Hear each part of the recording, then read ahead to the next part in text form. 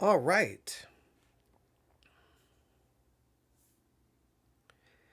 All right, let me go to, here we go.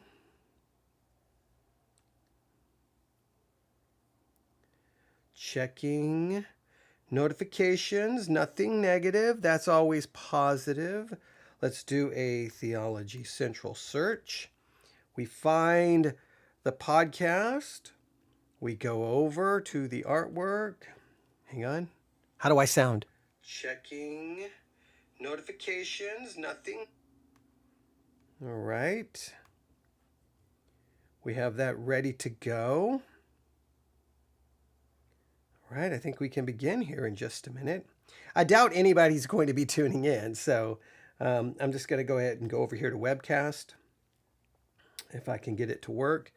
Oh, one broadcast has been going on for 1 hour and 58 minutes. They have clearly not turned off their broadcast, so that's the other one. The other one's been going on for 8 minutes, and it appears that it is in Spanish. I think so. And hang on. Clearly not turned off. All right. So I guess if you speak Spanish, you've got that option. If you don't, well, you've got me. So I'm sorry. You're stuck with me. I'm sorry. Or you're not going to be listening to anybody, which is probably the case. I doubt we're going to have a lot of people tuning in on Thanksgiving Day at 5:24 p.m. Central Time. People are with family. Maybe they're getting some more food. They're watching the Cowboys game. It's at halftime, I think. Yeah, people are going to be doing that. I doubt anyone's going to be tuning in to me, but that's okay. We'll give it just a couple of seconds here just to see. No. All right. Yeah, nobody's going to tune in. That's okay. I wasn't expecting it, but that's okay. Look, I said, never mind. Let's just get started. We'll just get started here. All right. All right. So here we go, ladies and gentlemen, without any further delay. We go live in 5, 4, 3, 2, and 1.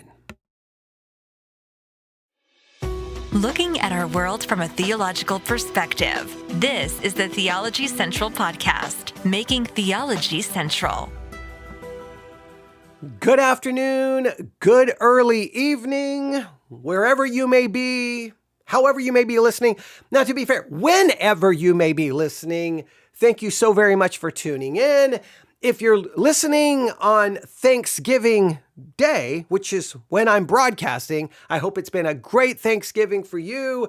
And if it's been a bad Thanksgiving, well, maybe this broadcast will, at least be interesting, maybe. Take your mind off whatever is making your Thanksgiving bad and give you something else to think about. But I guess what I should say is welcome, everyone. It is Thursday, November the 27th, 2025. It is currently 5:25 p.m. Central Time, and I'm coming to you live from the Theology Central studio, located right here in Abilene, Texas. Now, I know it's Thanksgiving, so that means probably no one's going to tune into the live broadcast. Right? Right now people are either with family, eating some more food, maybe watching football. The Cowboys game, I think, is at halftime right now. I know I'm broadcasting from West Texas. If someone finds out I'm not watching the Cowboys game, you probably will hear shooting in the background because I'm violating the Texas Constitution. Okay, maybe that's a little bit extreme, but you get the idea. But I told everyone that I was going to do my best this week to at least be here throughout this holiday week to try to offer those who are not having a good Thanksgiving. Maybe they are alone, maybe they're depressed, maybe they're discouraged. Now, I can't say that the things I've done broadcasting-wise has probably been much encouragement, okay? It probably hasn't, but hopefully it's been at least maybe somewhat distracting, taking your mind off whatever you're going through. I hope it's been. I hope. I don't really know. I know it definitely has been a little bit discouraging because yesterday I did a broadcast entitled The Problem with Thanksgiving Sermons. And oh, did we outline all the problems with Thanksgiving sermons. We found many. So I just happened to be up here in the studio today, just kind of walking around thinking about, do I broadcast? Do I not broadcast? What do I want to do? Do I listen to music? Do I watch sports? Do I watch something else? Just trying to figure out, what should I do for this Thanksgiving 2025? Just kind of trying to figure it out. So as I was sitting here, not really coming up with any good ideas, I just went to sermonaudio.com. I went to newest sermons. I chose 5 that clearly looked like they were about Thanksgiving. I downloaded the transcripts. I uploaded the transcripts to AI and said, what do you think about these 5? And AI said, everything you said about the problems with Thanksgiving sermons, these are perfect examples. And it said, here's all the things you said, Thanksgiving sermons do. Here's all the things you said are a problem with Thanksgiving sermons. And these fit perfectly. You could use any of them to prove your case, to prove your point. Now, in some ways, I felt good, right? Because I told everyone there's a problem with Thanksgiving sermons. I told everyone that. And I knew that some people would be like, oh, you're making a big deal out of it. There's not really that big of a problem. But if I can choose 5 completely at random, and AI's like, this is everything you said about Thanksgiving sermons. This is it to the T. I mean, you could just take these and review these and make them, you could just show everyone that you were right. But do I really want to go through all 5 of those and review those just to be saying the same thing over and over and over and over and over and over again, just to prove my point? Well, sometimes I feel like I need to do that. But in this particular case, I didn't want to do a sermon review today because by the time I'm yelling and screaming and I'm trying to find a liquor store that's open. Okay. So I'm like, I don't want to do that. I'm like, let me just look at the text for the first sermon. So I opened up the first sermon, look at the text, and it's Luke chapter 17. And I'm like, oh boy, no. Not Luke 17. Now, on one hand, I should have known one of the sermons would be from Luke 17 if it's going to be dealing with Thanksgiving. But I also knew, oh boy, I know exactly kind of which direction this is going to go. So if you're not familiar, Luke 17, 11 through 19 is probably one of the most familiar miracle stories in the Gospels. You have 10 lepers. Ooh, you've got lepers, all right? Leprosy is not a good thing, especially in biblical times, right? You have a cry for mercy. You have a command to go show themselves to the priest. You have 10 healings and one man, a Samaritan, turns back, falls at Jesus' feet, and gives thanks. I mean, come on. You have to use Luke 17, 11 through 19 for a Thanksgiving sermon. You have to, right? I mean, I think it's written somewhere. It's a law. And for most Christians, I think that's where the interpretation ends. Oh, this one came back and he gave thanks. Boom. Now let's preach 5 reasons we don't come back. Are we going to be like the one that came back? Are we going to be like the ones who didn't come back? And it turns into, well, you kind of know where it's going to go. You see, for decades, I don't even know how many decades, Luke 17, 11 through 19 has been treated as the ultimate Thanksgiving passage. Okay, maybe not the ultimate. Let me say one of the ultimate Thanksgiving passages, okay? I don't know exactly how to quantify that, but you get the idea. It's preached, I think this is fair. Okay, you can tell me if you think it's fair. It's preached as a lesson about gratitude, about being thankful, about remembering to come back to God and express appreciation for the blessings in our lives. I think that's fair to say. I think I'm being accurate. 9 people forget God. 1 remembers. And the moral of the story is, come on, what is it, class? What is it? Don't be like the 9. Be like the 1. Right? Very moralistic. It's a moral kind of approach. But just what if? I'm at least going to throw out this concept here now. We will explore this not in this episode. We're going to do something different in this episode. But obviously, this is going to probably turn into a mini series. I don't know. But at some point, I'm just going to go ahead and put out the question now, and we'll try to pursue a deeper answer maybe later on. But I'm stressing, what if that's not the point of the passage? What if that is not the point of the passage? Don't be like the 9, be like the 1. What if that's not really the point of the passage? Even though it may be taught in Sunday school and kids very early on learn that. Don't be like those 9, be thankful. Now go tell your mom and dad, thank you for all that you do for me. Go do it right now after Sunday school. Come on. All right. Is that really the point? What if, I'm putting forth hypothetical questions. What if that's not really the point? What if the way we've preached Luke 17, 11 through 19, what if the way we've taught Luke 17, 11 through 19, especially during the Thanksgiving season, has actually flattened the story, moralized it, stripped it of its depth, stripped it of its context, and stripped it and removed it from its place in Luke's larger narrative? What if we've completely missed that because we turned it into a moral lesson? Don't be like the 9, be like the 1. Come on, be good, be thankful. Now go thank somebody. Oh, that preaches really well, but I wonder if we've missed something. So what I'm going to do in this episode, this late afternoon, early evening, is I'm going to take Luke 17, 11 through 19, and I'm going to try to look at every major way Luke 17, 11 through 19 has been interpreted. I'm going to go through all the different major interpretations. Now, right there should just bother you. Right there should just make you scream. For crying out loud, is there any passage where there's not 10 different interpretations, 15 different interpretations, 25 different interpretations? And let me just tell you, there's not. Whatever passage of scripture, I can turn on this microphone and take every passage of scripture and basically say, here are the 5 interpretations commonly used on this passage. Here are 7, here's 4, here's 15, here's 25, here's 75. It never stops. And that should make you, right there should just make you go, why? Why can we never come to any agreement? Why does everyone have to have a different interpretation? Oh, and we could get into all kinds of the problems with that. And yeah, I mean, just all the issues that brings up.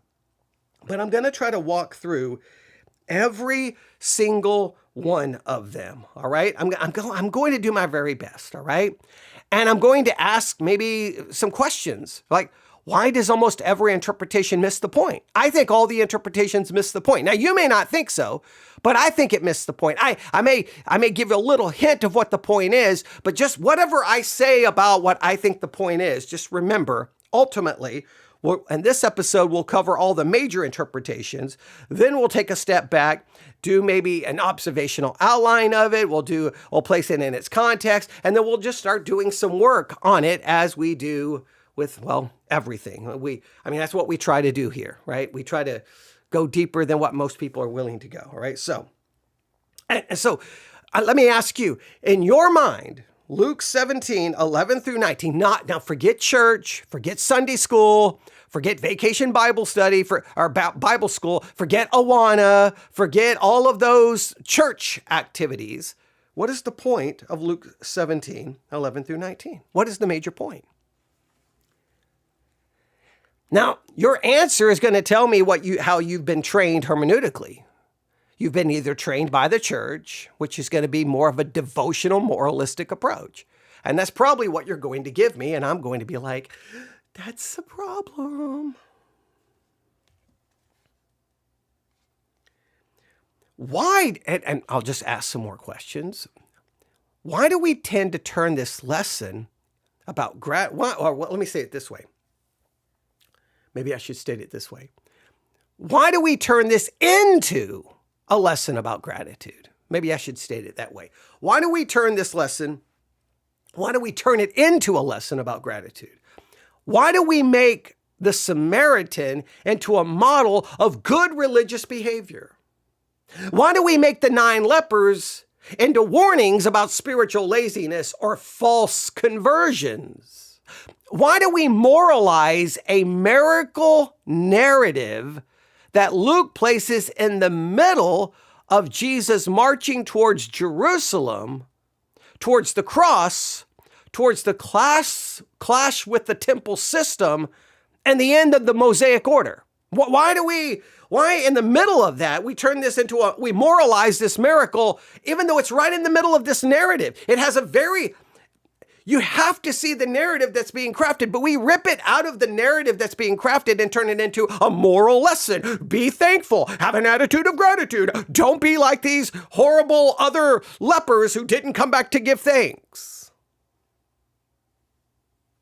Because I think if we slow down and read Luke 17 carefully, and if we let the narrative sit in its original context, if we pay attention to priesthood, to cleansing, to Samaritans, to the temple, to the journey Jesus is on, to Luke's structure, even to the Greek itself, I think something else becomes clear, at least in my mind, all right? Now I will at least challenge this. So I will say hypothetically, at least I'll put forth my hypotheses, okay? I'll say my hypothetical concept right now.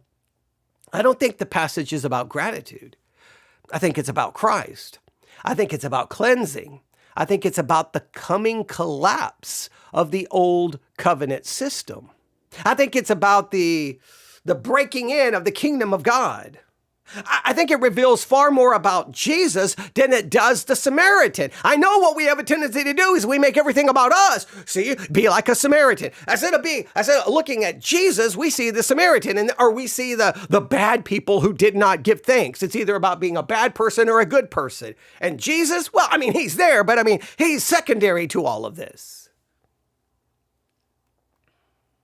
So I think in most cases, we never truly get to where the passage wants us to get. I think we stop too soon. We moralize the narrative almost instinctively. We turn a story into a spiritual checklist. Make sure you're thankful, or else, well, you'll be like the 9, and you don't want to be like them. And so I think we reduce maybe a theologically rich text, something thin, shallow, empty, vain, sentimental. Right? So let's walk through the 9, I've got 9 today, 9 most common ways people interpret this passage. I'm going to offer somewhat of a critique. I'm going to go through these relatively quick. I'm going to try to expose maybe their strengths, maybe their weaknesses.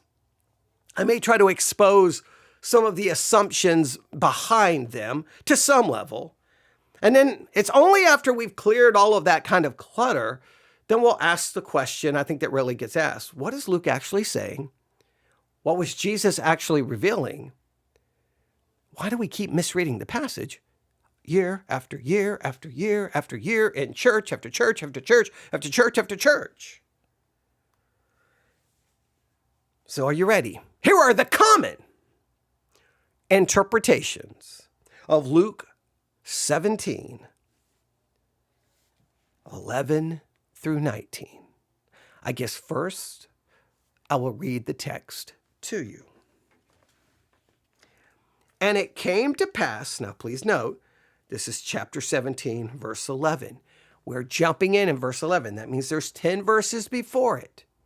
What is the context? What is the setting?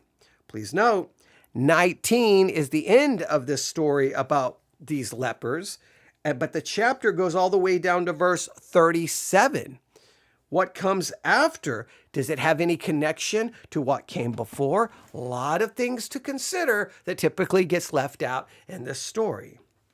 Now, sometimes people will provide some general background information, but what they will do is they will give the general background information to give a sense of authority or of knowledge, but then ignore it when they get to the interpretive part and the application part. So always watch that trick. Pastors are good at that. Well, see, Jesus, he's been traveling and he crossed this way, then he went northeast to here, and you sound all authoritative. And everybody's like, ooh, he really knows his stuff. He knows the geography. He knows the direction. Ooh, look at this. And then the rest of the sermon, he just ignores all of that context to give, well, a typical sermon. But you set it up really good, and that makes it very, very, very, Oh, he sounded authoritative, didn't he? All right. All right. I see that game gets played all the time. I don't know why people fall for it, but the pews are full of people who seem to think that that's the way to do so. So here we go. Luke 17, verse 11. And it came to pass as he went to Jerusalem, so that gives us where he's going, that he passed through the midst of Samaria and Galilee. And as he entered into a certain village, there met him 10 men that were lepers, which stood afar off. And they lifted up their voices and said, Jesus, Master, have mercy on us. And when he saw them, he said unto them, Go shew yourselves unto the priest. And it came to pass that as they went, they were cleansed. And one of them, when he saw that he was healed, turned back with a loud voice, glorified God, fell down on his face and at his feet, giving him thanks. And he was a Samaritan. Now, please note, and he was a Samaritan. Please note, and he was a Samaritan. I think that right there is one of the interpretive keys. This is more about the fact that he's a Samaritan than about the fact that he gave thanks, I believe. But we could have a long discussion about that. Verse 17, Jesus answering said, Were there not 10 cleansed? But where are the 9? There are not found that returned to give glory to God, save the stranger. And he said unto them, Arise, go thy way, and thy faith have made thee whole. Now that last phrase, thy faith have made thee whole, has been a source of great debate throughout church history. All right? What does that actually mean? Oh, there's so much we could say. All right, but we won't get into that. So you ready? There's the text. There's my intro. There's the text. I've set it all up. Dramatic music.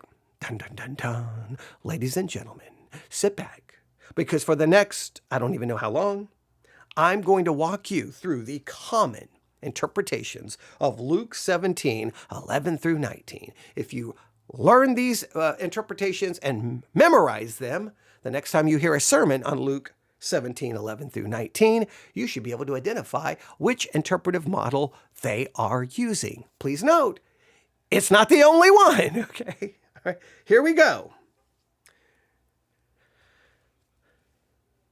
Number one, I think this is probably the most popular interpretation. We'll call this the moralistic interpretation. The moralistic interpretation. This is probably the most popular one. We'll call it the moralistic interpretation. Basically, it would be like this. Be like the one leper who returned. Be like the leper who returned. Be grateful. Have an attitude of gratitude. Don't be so ungrateful. I think this is overwhelmingly the dominant interpretation. At least I think so. We'll call this the moralistic one. Basically, if you want to summarize it, be like the one leper. Don't be like the 9. Come back and give thanks. Basically, it goes like this. The 9 are ungrateful. The 1 is thankful. We should imitate the one who returned. The passage teaches us the importance of expressing gratitude. So what are kind of the features of this interpretive model if it shows up in a sermon? Well, Thanksgiving becomes the primary moral focus, obviously. The story is kind of treated as a simple parable about being thankful, and the narrative becomes almost like a test to your personal spirituality. Are you like the 9 or are you like the 1? Test your spirituality. Test your attitude of gratitude. Now, why is it so popular? Oh, come on. Because it's easy to preach, ladies and gentlemen. It's easy to preach for Thanksgiving week. I mean, you don't even have to try. Oh, it's Thanksgiving week. I need to preach a sermon. Well, there's Luke 17, 11 through 19. That'll take 15 minutes of work. It doesn't require a lot of effort, especially if you go with this type of interpretive approach. It moralizes in a very natural way. 1 good, 9 bad. There's no real need for historical, cultural, or redemptive historical work. You don't really need to do that. 1 good, 9 bad. Come on. Come on. All right. Now and if you're going to do this on the Wednesday before Thanksgiving, even if you have those services, you cut the preaching typically short, right? You got to get everyone home. They got the turkey in the oven or whatever. They got family coming in. Hurry up. People don't want to be in church too long. Let's get home. So let's get a good, quick sermon. Let's do a little moral lesson. Yes. And then everyone will go around the table the next day. What are you thankful for, little Johnny? What are you thankful for, little Susie? And then everyone, because I don't want to be like the 9 lepers. I mean, Now, what's the possible problems here? And I'll say possible because I'm just going through the basic understanding of all of this. I mean, come on. It ignores the context in Luke, I think. I think it may ignore Jesus' purpose in heading towards Jerusalem. And I think it reduces a miracle story to a moral lesson about manners. And I think this is what always happens in our preaching. It's a Christ-centered miracle, but it gets turned into a people-centered exhortation. Christ-centered miracle turns into a people-focused exhortation. Take your eyes off Christ. Look at yourself. So we'll call that the moralistic interpretation. This is the most popular one, right? You can put moralistic, most popular, put a star by it. This is what you're going to hear this in some capacity in any church that opens their Bible to Luke 17, 11 through 19. Very, very, very, very, very, very, very common. A second, we'll call this salvation distinction interpretation, or a salvation. We'll just call it a salvation interpretation, or you can call it a salvation distinction interpretation. It goes like this. Well, this is more than just about having gratitude because you see, only one of them was saved. The one who came back and gave thanks, saved. The other 9, they're gonna burn in hell. Okay, you may not say it exactly like that, but only one is saved. Now, this is very common in the evangelical world, fundamentalist world, especially in the lordship salvation world. Oh, they love this. Don't be like the 9. They have a false conversion.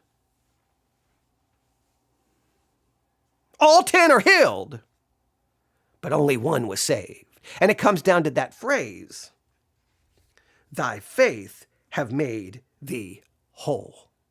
What can that mean? What could that mean? Your faith has made you whole. They will say this literally means saved you. So it is read as eternal salvation. The one leper demonstrates saving faith by returning. So it basically turns into, if you're not grateful and you don't have an attitude of gratitude, it's probably because you're not saved. So you need to check yourself this evening because have you had gratitude this week? If you had an attitude of thankfulness, it's Thanksgiving and you're sitting there and you're not being very grateful, you're probably not saved. It kind of turns into that. So this literally kind of destroys a law-gospel distinction. Just burn that baby to the ground. It's over. And then Thanksgiving becomes a sign of salvation. How do you know you're saved? How thankful am I? Not what Christ did. It's not, I'm saved because of what Christ did. I'm ultimately got to show my salvation based on what I do, based on my level of thankfulness. But then is it measured by my external sign of thankfulness or my internal reality? Because you can put a little smile on your face and say, I'm so grateful and I'm so thankful, when inside you're not. So does it have to be an internal? And then what level of thankfulness? Okay, we could go all day on this. So the 9 are treated as false converts, and the 1, that's the saved one. Don't be like the 9, or you're going to burn in hell. Happy Thanksgiving.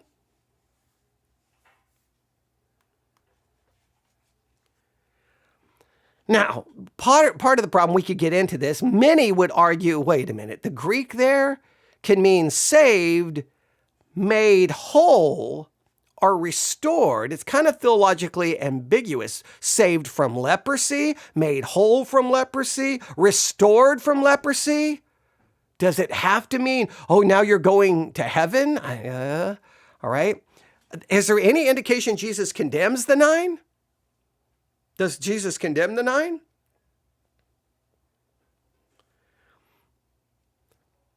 Healing itself is not portrayed as contingent on faith in this text.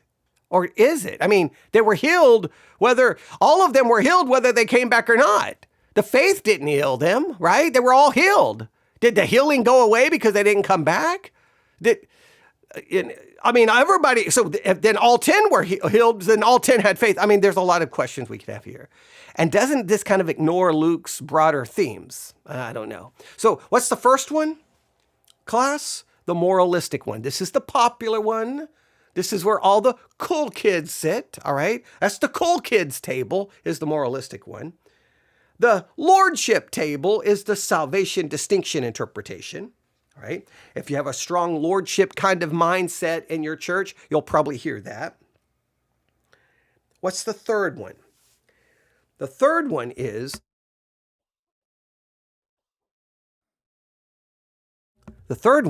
after I cough for a few minutes there, sorry, but I hit the mic, I hit the mute button in time. This one, the third one is, I guess we'll call it the ethnic reversal interpretation. The ethnic reversal interpretation. Basically, this is how this interpretation goes. The outsider got it. The insiders didn't. The outsider gets it. The insiders don't. You know why I'm saying that, right? Who's the outsider? The Samaritan. He gets it. Oh, wait, they were the insiders and they don't get it. Now, this is typically more common, I think, in academic circles, right? Seminary, Bible college. This is a more academic approach. Wait a minute, there's an ethnic reversal going on here. I don't think this is so much about gratitude and attitude of gratitude. I don't think it's moralism. It's definitely not a lordship salvation issue. I think this is kind of, and the text is very specific here. And he was a Samaritan. I think the text right there is giving you very much a textual clue. All right. The summary of this interpretation is the returning leper is what is it, class? A Samaritan. The 9 are obviously presumed, I think, to be Jews. At least I think that's usually how it's understood. So Luke is highlighting the theme of reversal. The outsider gets Jesus, the insiders miss Jesus. Now, this seems to fit a major theme in Luke, the Good Samaritan, the grateful sinner versus the Pharisee, Zacchaeus, the rich versus the poor, themes of inclusion and reversal. So that kind of fits the theme going throughout Luke. Now, the problem is it can become more of a sociological lesson than a theological one. You can still moralize it. Don't be like the self-righteous Jews who couldn't see and miss Jesus. Be like the humble Samaritan which saw Jesus. You could still moralize it. Just please note, the one thing the church will do, it doesn't matter which interpretive model you go to, they're going to bring in moralism because the church, that's all the church knows to do. It's just moralism, more moralism, because we're a law-minded people. We could get into a whole theological discussion about that. I think this approach kind of tends to avoid maybe theological implications of ritual purity, of priesthood, of Jesus ultimately replacing the temple system. All right? Because when Jesus says, arise, go your way, thy faith have made thee whole, is Jesus not now acting like, remember, he sent them, if you read it, go show yourselves unto the priest. Here, Jesus is almost acting as if he is the priest and he's making the determination that you've been made whole, go your way. Is Jesus now assuming the role as if he's the priest? See, there's a lot of theological stuff going on here. All right. So what's the first one, class? Let's go through these again. Number one, moralistic. This is where all the cool kids sit. This is the popular table. All right. The moralistic approach. The second one, we'll call it the salvation interpretation, salvation distinction interpretation, lordship distinction. I believe, and the Gospel According to Jesus by John MacArthur, I believe his book uses this passage to teach his kind of lordship approach. I believe he does. I could be wrong. I'm looking around. Don't quote me on that. I do not have the book here in front of me. So I could be wrong. But if you have a copy of the Gospel According to Jesus, look at it. It's probably there. Put it this way. If it's not in that book, it's commonly taught that way within Lordship Salvation. I would know because I used to teach it that way. Okay. All right. Number three, the ethnic reversal interpretation. And then next, faith and obedience interpretation. Faith and obedience interpretation. This is a story. I was going to quote some lyrics, okay. But this is a story not about Jack and Diane, two American kids growing up in the heartland. Okay, all right. No, I'm not going to quote Mellencamp. All right, here we go. This is a story about obedience to the words of Jesus. The faith and obedience interpretation, this is about obeying the words of Jesus.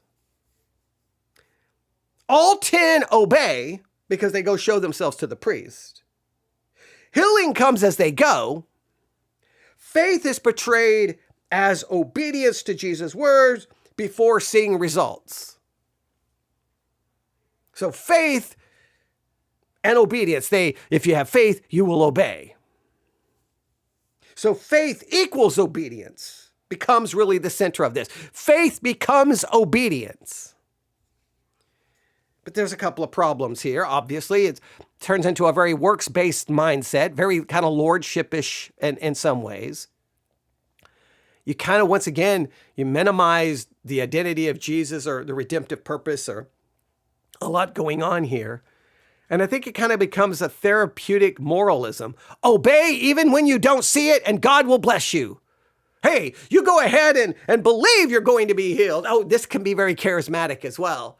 See, if you really believe, you got to act in faith. You go and walk as if you've been healed and healing will come. Well, then this turns into a kind of a charismatic idea, kind of a word faith kind of. I think a lot of problems kind of show up here in this one. All right, we'll call that the faith obedience interpretation. Next, we have the Eucharistic or kind of a Thanksgiving interpretation. And it goes something like this. The Samaritan performs true worship. Then this is kind of common in more liturgical traditions, right? The Samaritan return is seen as kind of some form of a type of worship. Giving thanks is connected to the idea of, well, Eucharistic. It's giving thanks. So in a sense, Jesus is kind of now portrayed, he's the true temple, and they come to Jesus to give their thanks and to worship. We worship Jesus. We worship at the feet of Jesus. Kind of becomes a symbolic, kind of liturgical kind of concept. So true worship is turning to Christ, not to the old priesthood. Now, there is a little bit of kind of a connecting it to the historical here. See, this one comes back to Jesus because now the old is going away and true worship is going to be directed at Jesus. Now, you can do a lot with this. Now, is that the point of the text? I don't know. I think you get a little bit making it maybe, I don't know. There's a lot we could work on this one, all right? I think what happens with this one, it becomes it's typology. A lot of it becomes typological, I think. But it still almost ends up in moralism. Be more thankful. Be a better worshiper. Are you truly worshiping Christ? That kind of thing. The next one, we'll call it the healing and wholeness interpretation. Healing and wholeness interpretation. And this one goes basically, Jesus heals more than the body. Now, this is kind of a common charismatic therapeutic context. All 10 are physically healed. The Samaritan is made whole. So this is expanded into psychological wholeness. emotional wholeness, spiritual wholeness. If you want to be healed, if you want to be whole, then you will believe in Jesus and you'll come back to him and you'll be made perfectly whole. Oh, you may get physical healing, but you need healing in all these areas and you're not made whole until you come back to Jesus and give true worship and give thanks. Now it kind of wanders into speculative inner healing. Oh, this leper was healed with all of these other things, not just from leprosy. I think it ignores Luke's maybe larger narrative. And now it reduces Jesus to a healer of internal trauma rather than a redeemer heading to the cross to save us from our sins or our uncleanliness. All right. Another one is missional interpretations. The leper shows us how to witness. This view reads the passage as if I can speak correctly, a pattern for evangelism. The healed man glorifies God publicly. Thanksgiving becomes evangelistic testimony. We are called to openly thank God so others can see Christ. Hey, you need to give thanks openly and publicly so people see your attitude of gratitude and then they will see Christ. Be a better witness, and you're not a good witness unless you're very thankful. And if you don't show an attitude of gratitude, you're being a bad witness and you're not pointing people to Christ. Obviously, it turns into moralism again. Now we get down to the next one. We'll call this the redemptive historical interpretation. Now this becomes not very common. Now we're getting to you're not going to hear this in 90% of sermons you listen to and 90% of churches you attend. This is the redemptive historical interpretation. Jesus is the true priest. I kind of hinted at that, right? Well, wait a minute. He sent them to the priest. Now Jesus is acting literally as the priest. Arise, go thy way, thy faith hath made thee whole. He's acting like the priest, declaring the man to be clean. So Jesus is the true priest. Jesus is the true temple. And Jesus is the true cleansing. Now this interpretation is very, very rare. All right? But I think there's a lot of hermeneutical arguments for it. So it would go something like this. The priesthood, the old covenant system, is the point of the command, go show yourselves to the priest, right? So there's kind of the old covenant system, right? Jesus is telling them what they're supposed to do because there's the law system and what a leper is supposed to do before they can be brought back into society, be examined. We can go to Leviticus and all of that, right? Jesus heals them outside the temple system, though. He heals them outside of the system. You just go and you'll be healed, but go show the priest. The Samaritan, did he go to the priest or does he bypass the priesthood entirely? I don't know if he goes to the priest. I don't know. Does he bypass that priesthood completely? Either way, he comes back to Jesus. And this kind of foreshadows, I think, kind of how obsolete this whole old system is going to become. The Mosaic priesthood is not going to be needed. The ritual purity law is not going to be needed. The temple system is not going to be needed because it's all going to go away. But we're going to need Jesus, who will be the fulfillment of the law and be the high priest. See, Jesus is now he's the one who does the cleansing. He's the one who can declare you to be clean. He's the one who can tell you to go your way. And the fact that it's a Samaritan shows Jesus is there to cleanse more than just the Jews. He will cleanse the Gentiles as well. And I think this kind of fits Luke's broader themes, right? Temple, cleansing, outsiders, fulfillment. This view will keep Christ the center, not moralism. And I think it preserves kind of a historical context. Now, if you go with this approach, it's not as emotional catchy. It's not going to be as emotional. Hey, are you giving thanks? No, this is all, you're kind of not even focused on that. You don't really moralize this one because it's about Jesus. And preachers rarely choose this on Thanksgiving, but wouldn't this be the one to do on Thanksgiving because it would have us really brought back to Christ? But what happens if you go with this kind of a redemptive historical interpretation, it really becomes about how This is signifying the doing away of something. And guess what? All of that's going away in 70 AD.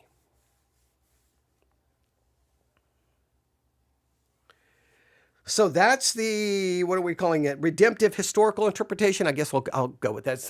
I know I can change the names like 37 times on these, but that's okay. Redemptive historical one. Lastly, I think it's the last one I have here. Let me make sure. Yes, the last one I think I have here. Well, if you listen to me, you know what I'm doing. What am I going to say for last? Because this one never is preached. Okay, the only place this may be preached is in a Lutheran church. The law gospel interpretation. We are the 9.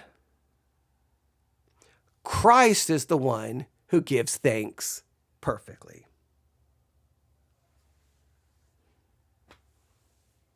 We're the 9. Oh, you say no, but I come back and give thanks. Do you really? How good is your thanks? Because you probably need to repent of your thankfulness. See, I think the passage reveals human ingratitude. The sinful nature does not return, it does not thank, it does not worship. Only Christ offers perfect thanksgiving to the Father. The Samaritan becomes a shadow or a picture of Christ's own perfect obedience and gratitude. Our hope is not that we imitate the Samaritan, but that Christ is the perfect thanksgiving. His perfect thanksgiving is imputed to our account. I think this matches the reality of who we are as sinners. It centers the passage on Christ rather than on human behavior. It offers gospel relief rather than moral burdens. It addresses suffering and real-life inability to feel thankful. And it avoids manipulation, guilt, and spiritual performance metrics. Now, the problem with the law gospel one is theologically demanding, so most pastors are not going to do it, and the average person in the pew is not going to think about it because they don't want anything theologically demanding, right? And preachers prefer the moralistic reading because it's simple and feels practical. Those are the most common interpretations. The last two are almost never happen. I mean, like, come on, who am I kidding? Those, you're not going to go to church and hear those. You're going to hear all the ones that come before it. All right, I'll go through them one more time. I know we're at 43 minutes. Let me go all the way back up here in my notes. Here we go. I'll go through these relatively quick, all right? Now, if I was in front of a live audience, I would be making you do the review, but here we go. Number 1, the moralistic one. This is the cool kids table, the popular table. This is the most popular interpretation, the moralistic one. And please note, the moralistic approach shows up in basically every other interpretation to some level, all right? Number 2, you could think all of them, almost all of these interpretations are moralistic, just they have some other features added into it, but they're all infected with moralism. The second one is the salvation distinction interpretation, or the lordship table, right? This is the table that the only people who sit at this table are the ones who think they're the only ones saved. Okay, all right, that's a little bit of a joke. All right. Number 3, the ethnic reversal interpretation. Number 4, the faith and obedience interpretation. Number 5, the Eucharistic thanksgiving interpretation. Number 6, the healing and wholeness interpretation. Number 7, the missional interpretation. Number 8, the redemptive historical interpretation. And last but not least, number 9, the law gospel interpretation, which is never preached. Okay, all right. I just got to sing that right here. So that means this passage is almost always misused. Most sermons are going to turn Luke 17, 11 through 19 into a moral lesson, a Thanksgiving sermon, a behavioral exhortation sermon, a test of salvation sermon, or a devotional reflection on gratitude. Rarely do preachers handle the role of priesthood, the ritual and purity system, the Samaritan-Jewish tensions, Jesus' relationship to the temple, Luke's travel narrative towards Jerusalem, the replacement of the priesthood, Christ's perfect obedience, the sinful nature's normal ingratitude.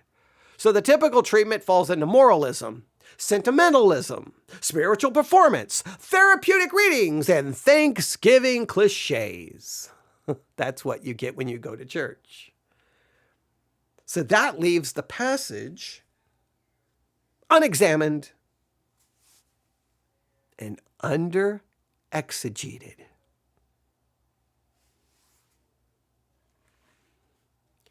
Now, I'm not going to do anything else right now. I just want to leave it there for you. It's giving you a little side dish, right? A little Thanksgiving side dish for you to consider. Those are the 9 interpretations. Gather the family around and put on a whiteboard. Here are the 9 interpretations of Luke 17, 11 through 19. Now, here's what you do. Tell me which one you go with, and then you have to offer your hermeneutical reasoning for it. Go. Probably everyone's going to walk away and say, you're an idiot. We're not playing that game on this Thanksgiving evening. I've got better things to do. I'm going to watch football. I'm going to do anything other than this. And I know. And if I showed up at your house and said, let's do this, you would be like, that's why we don't like you and you have no friends and you live your life alone. Okay. I understand. Okay. No, I probably would want to do other things as well, if I'm being honest. But I would like to have this conversation, though. So let's end. Do I have it here? Let's end this by just reading the passage in a different translation. All right. Luke 11. Let's go down to, where do we want to go? Luke, let's see. It's Luke 17. I don't know why I'm going to Luke 11. I'm like, that passage makes absolutely no sense. Luke 17, verse 11 to 19. Here we go. Luke 17, 11 through 19. As Jesus continued on towards Jerusalem, he reached the border between Galilee and Samaria. As he entered a village, there 10 men with leprosy stood at a distance crying out, Jesus, Master, have mercy on us. He looked at them and said, go show yourselves to the priest. And as they went, they were cleansed of their leprosy. One of them, when he saw that he was healed, came back to Jesus shouting, praise God. He fell to the ground at Jesus' feet, thanking him for what he had done. This man was a Samaritan. Shocker. Again, you've got to catch that part here. Verse 17, Jesus asked, didn't I heal 10 men? Where are the other 9? Has no one returned to give glory to God except the foreigner? And Jesus said to the man, stand up and go. Your faith has healed you. If you can't see there's more going on than being an attitude of gratitude, there's something else going on. Please, look at how that is even said. Has no one returned to give glory to God except this foreigner? And if you look at Luke 17,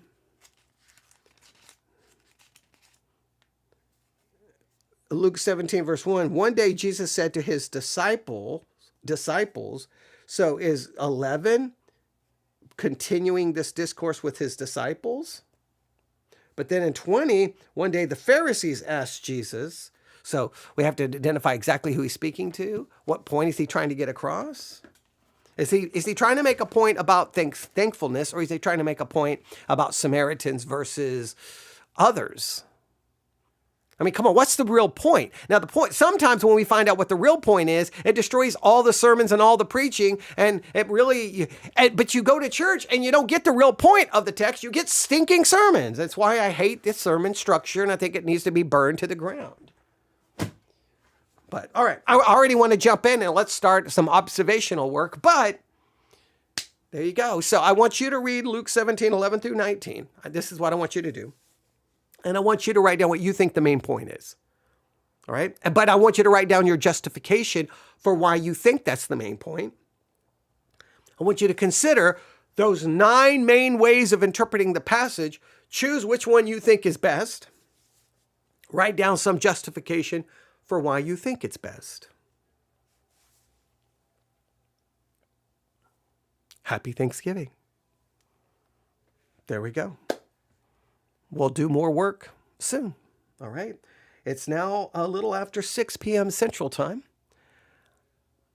I'm going to go check and see what the score in the football game is. I know I missed an hour of it. So it's probably over. So, and I think I missed a halftime show as well. Post Malone was performing. Yeah, I missed a lot. So now I'm not thankful. Now I'm ticked off. Now I'm going to go back and see, can I rewind? All right. Everyone have a great day. Great evening, great night, great morning, great weekend, great whatever. And for those, again, I always say this during the holidays, for those who it's been a bad day, it's been lonely, it's been depressing, it's been discouraging, man, I am sorry that you are in that situation.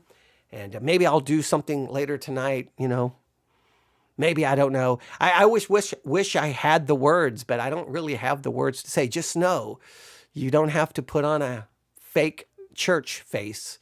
You can cry out your lament to God. And that's a sign of true faith, is letting God know exactly how you feel. Just cry out to God in a lament. And so we've talked about that in our series about the tears and the Psalms. So, all right. Thanks for listening. God bless.